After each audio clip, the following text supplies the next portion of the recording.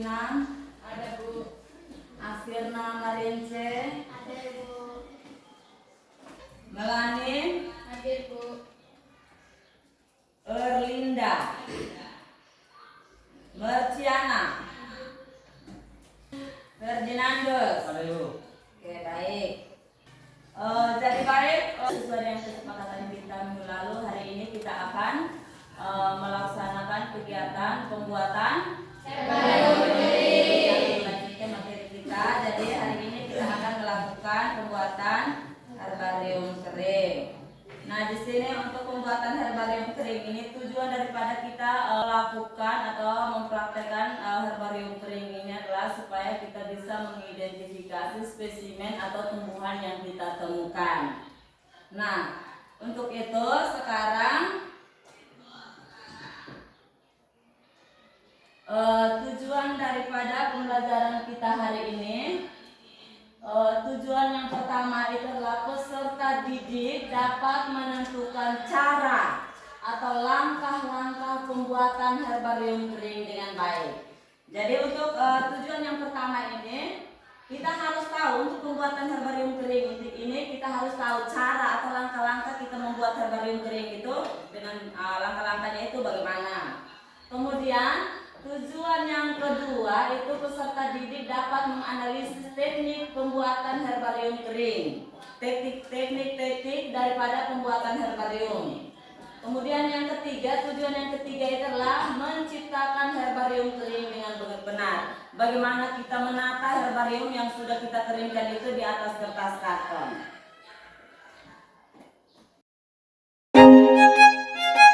Nah, untuk itu kegiatan yang pertama ini kita harus tahu dulu apa itu herbarium.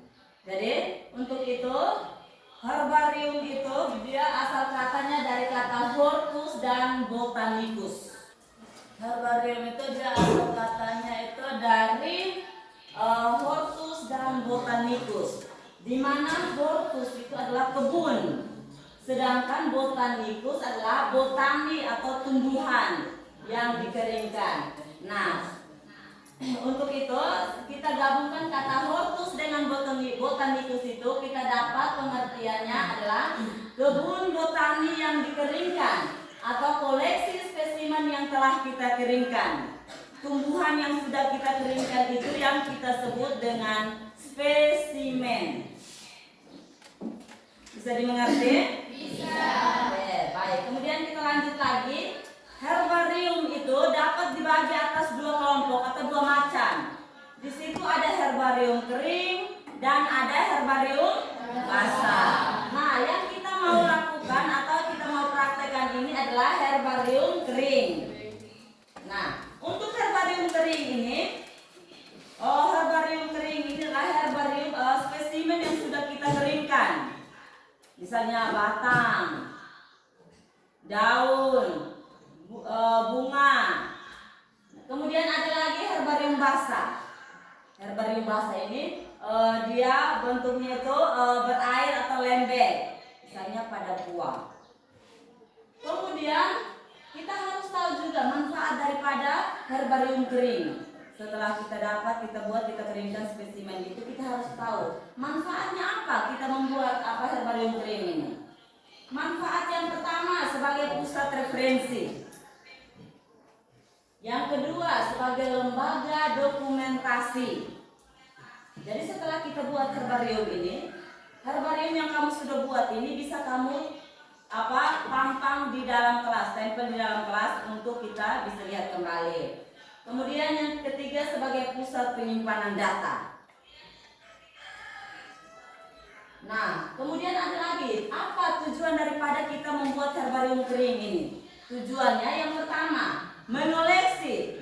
Artinya kita mengoleksi tumbuhan atau spesimen yang kita jumpai di lingkungan sekolah, di rumah, atau di tempat mana saja. Itu artinya kita mengoleksi, mengambil tumbuhan mana yang kita mau ambil untuk kita mengoleksi itu. Kemudian mendeskripsikan. Setelah kita dapat spesimen atau tumbuhan itu, kita harus deskripsikan. Di situ kita harus lihat dia punya daun, bentuk daunnya bagaimana, sistem perakarannya bagaimana. Kemudian buahnya itu bagaimana dan sebagainya.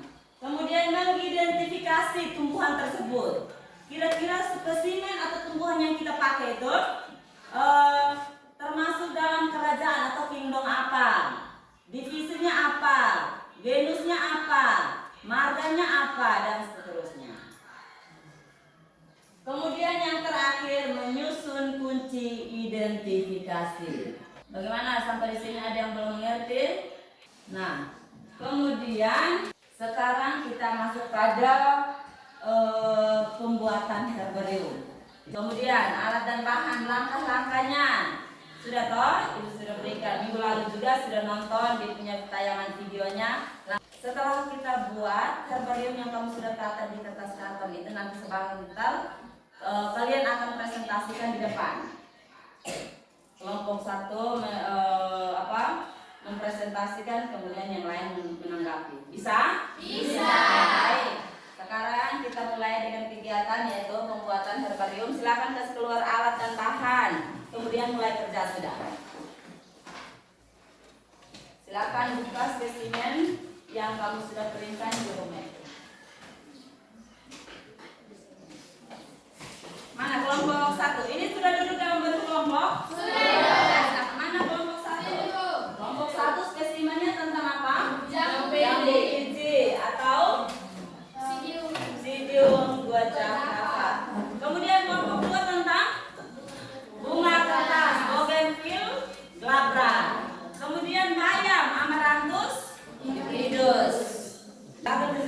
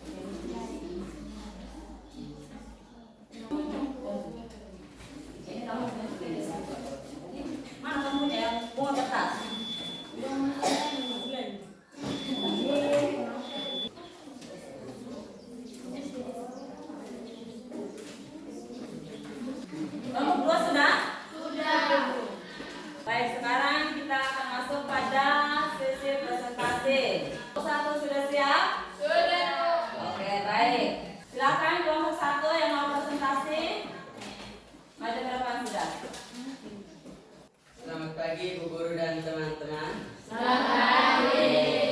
Baik, terima kasih atas kesempatan yang diberikan kepada kami. Kami mewakili kelompok 1 akan mempresentasikan hasil pembuatan herbarium kering.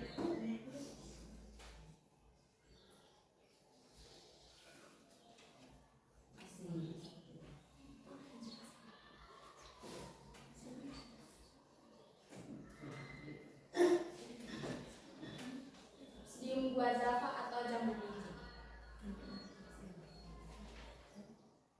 Museum Gua Java termasuk dalam kingdom Plantae, divisi Spermatophyta, subdivisi Angiospermae, kelas Dicotyledonae, bangsa atau ordo Myrtales, suku atau famili Myrtaceae, marga atau genus Psidium, jenis atau spesies Museum Gua Java. Deskripsi daripada jambu biji adalah daun jambu biji termasuk daun tidak lengkap, kering, hanya terdiri dari tangkai dan helaian. Daun jambu biji memiliki daun yang menyerupai. Jambu biji memiliki ujung daun yang tumpul, warna daunnya tampak hijau. Tangkai daun berbentuk silindris.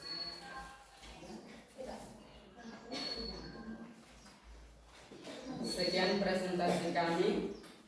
Apakah ada masukan, kritik, saran atau pertanyaan dari teman-teman? Kami persilakan. Kita tepuk tangan dulu untuk kelompok 1. Silakan yang dari kelompok 2 atau kelompok 3 yang ingin bertanya atau mungkin ada kritik saran, silakan. Yang mau bertanya kelompok 1 mengenai mereka punya hasil presentasi tentang jambu biji, silakan. Kelompok 1 dengan ada pertanyaan dari Kostalia. Ya, Bu. Baik, terima kasih. Kami dari kelompok 3 ingin bertanya. Apakah jambu biji mempunyai manfaat bagi manusia? Kalau ada manfaatnya, coba disebutkan. Terima kasih. Bagaimana pertanyaannya, sudah jelas atau mau diulang lagi? Sudah, Bu. Sudah. Silakan. Kelompok 1. Jawab pertanyaan dari kelompok 3. Siapa? Oh iya, Pastorius. Silakan dijawab. Jadi jambu biji itu mempunyai manfaat besar bagi kehidupan manusia. Manfaat dari jambu biji adalah: yang pertama, membangun sistem kekebalan. Yang kedua, melancarkan saluran pencernaan. Yang ketiga, menurunkan gula darah. Yang keempat, menjaga kesehatan jantung. Kelompok 3, bagaimana? Jelas jawabannya atau bagaimana? Jelas. Ada yang mau bertanya lagi? Silahkan. Kelompok 3 sudah. Sekarang kelompok 2 ada pertanyaan atau tidak? Kelompok 2? Terima kasih waktu dan kesempatan diberikan kami kelompok 2 ingin bertanya kepada kelompok 1. Mengapa pada bagian dalam jambu biji berwarna merah muda? Sekali lagi, mengapa pada bagian dalam jambu biji berwarna merah muda? Jadi pada bagian dalam jambu biji itu ada yang berwarna merah, merah muda atau merah karena terdapat beberapa fitokimis yang menghasilkan warna kulit dan dagingnya. Baik, terima kasih Marlan. Kita tepuk tangan dulu untuk Marlan.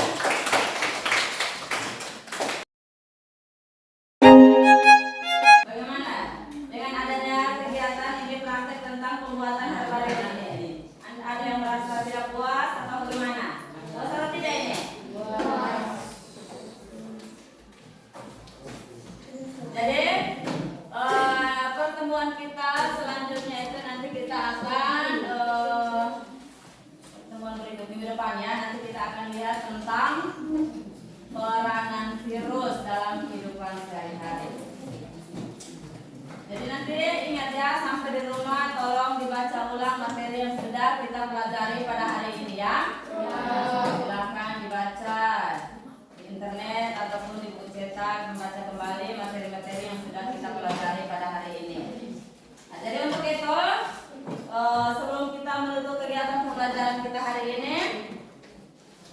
Ibu minta satu orang untuk pimpin kita dalam doa. Silakan. Doa sudah. Kita berdoa. Ibu guru dan teman-teman, silakan kita berdoa dan izin perasaan doa ini menurut ajaran Tuhan. Dalam nama Bapa, Dalam nama Bapa dan Putra dan Roh Kudus. Amin.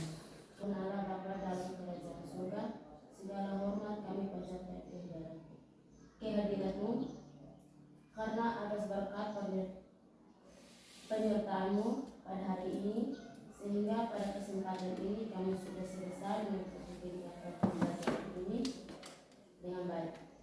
Tuntunlah kami sehingga materi yang kami pelajari pada hari ini dapat bermanfaat untuk masa depan kami.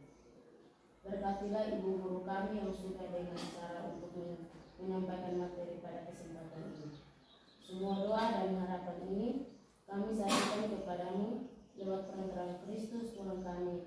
Amin. Dalam nama Bapa Dalam nama Bapa dan Putra dan Roh